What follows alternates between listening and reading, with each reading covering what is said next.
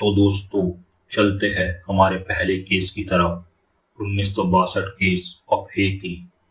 दोस्तों, हैती की परंपरा में लोग ऐसा मानते हैं कि बोकोर नाम के ओझा इस दुनिया और दूसरी दुनिया के बीच फंसी हुई आत्माओं को मुर्दा शरीरों में लाकर उन्हें ज़ॉम्बी बना सकते हैं और अपने वश में कर सकते हैं। तो दोस्तों, 1962 में क्लेवियस नाम के एक आदमी की मौत हो जाती है, लेकिन 18 साल बाद वो अपनी बहन एंजेलिना को दोबारा एक बाजार में देखते हैं। पहले तो एंजेलिना उन्हें पहचान नहीं पाती, क्योंकि उनका चेहरा काफी लटक गया था। उनके चलने का अंदाज किसी नशेड़ी की तरह था और उनसे एक अजीब तरह की दुर्गंध आ रही थी। लेकिन कुछ समय बात करने के बाद उन्हें यकीन हो जाता है कि वो क्लेवियस ही है। तो क्लेवियस उन्हें बताते हैं कि उनके मरने के बाद एक ओझा ने उन्हें उनकी कब्र से चुरा लिया और 18 साल एक प्लांटेशन में काम करवाया, और उस ओझा के मरने के बाद वो किसी तरह अपने घर आ पाए। तो दोस्तों, अब चलते हैं हमारे दूसरे केस की तरफ। 2012 वेंझाओ केस ऑफ चाइना। दोस्तों, इस केस में बस ड्राइवर डोंग और एक कार चलाती महिला का आमना सामना हो गया। दोनों में कहासुनी हुई और यहाँ तक तो बात नॉर्मल थी, लेकिन इसके बाद जो हुआ उसे जानकर आपके होश उड़ जाएंगे। तो डोंग अपने बस की खिड़की से कूदकर महिला की विंडशील्ड पर आ गया और उसने महिला की कार का दरवाजा उखाड़ दिया और उसे जिंदा ही खाने की कोशिश की। औरत को किसी तरह बचा लिया गया और बहुत प्रयासों के बाद डोंग को भी काबू ला दिया गया। तो दोस्तों, लोग ऐसा मानते हैं कि डोंग दरअसल एक जियांगशी था।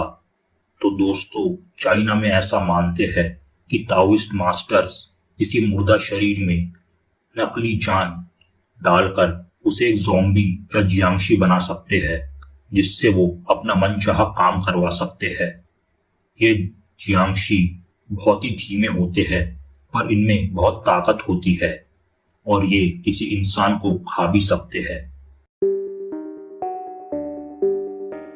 तो दोस्तों, अब चलते हैं हमारी तीसरी पिक की तरफ।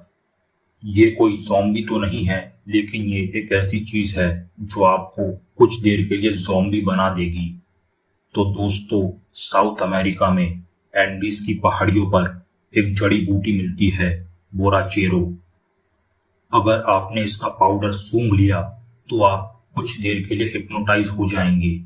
आप अपना फ्री विल खो देंगे और इस अवस्था में आप में गजब की ताकत भी आ जाएगी। लेकिन इस दौरान अगर कोई आपसे कुछ कहे तो आप वो भी कर देंगे। तो दोस्तों, ऐसा ही एक वाकया हुआ मारिया के साथ। एक दिन अपने 3 महीने के बच्चे के साथ सफर कर रही थी, लेकिन 3 दिन बाद वो पुलिस को किसी दूसरे शहर में नंगी हालत में सड़कों पर मिली। तो हुआ यूं था दोस्तों कि एक गैंग ने बोराचेरो का इस्तेमाल मारिया पे किया। उन्होंने उसका बच्चा चुरा लिया और उसके साथ गलत काम किया। तो दोस्तों, इस ट्रक का इस्तेमाल क्रिमिनल्स, तस्करी, गलत काम और इसी तरह की चीजों के लिए करते हैं और इसे डेविल्स ब्रेथ भी कहा जाता है। तो दोस्तों, अब चलते हैं हमारे चौथे केस की तरफ। 2014 केस ऑफ लीबिया। तो दोस्तों, 2014 में सारा अफ्रीका इबोला की चपेट में था, जिससे कई मौतें हो गई।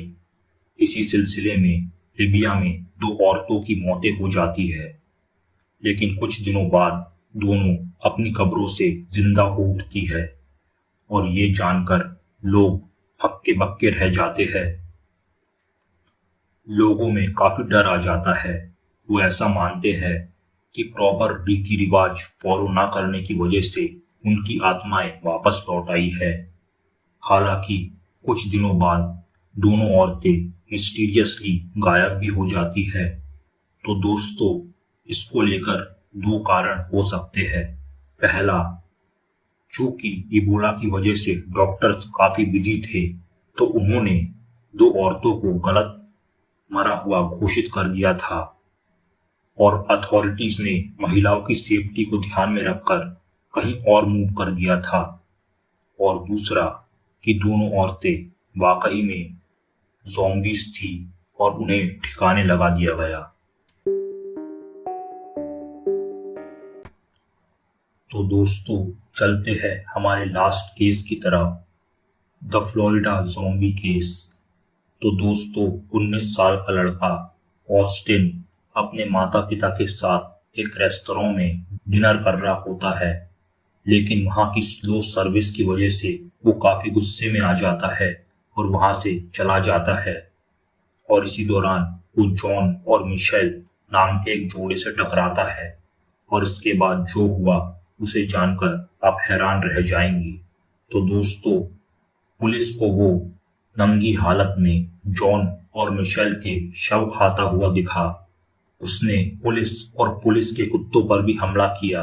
हालांकि कई राउंड गोलियां चलाने के बाद उसे मारा जा सका और उसकी ऑटोप्सी में उसके शरीर में कोई ड्रग्स भी नहीं मिले, जिससे ये साबित हो कि वो ज़ॉम्बी ना हो। आज भी लोग मानते हैं कि ऑस्टिन दरअसल एक ज़ॉम्बी बन गया था। तो दोस्तों ये था आज का वीडियो।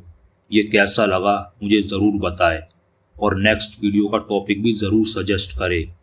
ऑलराइट दोस्तों, अब मैं चलता हूँ, अपना ध्यान रखिएगा, बाय।